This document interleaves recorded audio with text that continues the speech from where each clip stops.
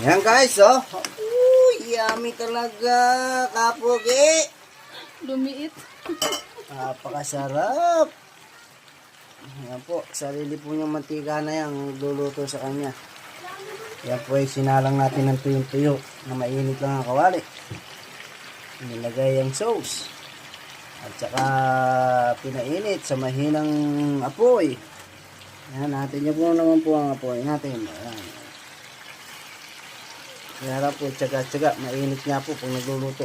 Kailangan nakabantay ka sa kanya at masusunog. Lambot niya. Tapos na naman ang kaning lamig.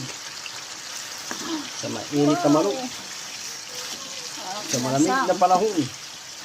Inasang. Parang inasam.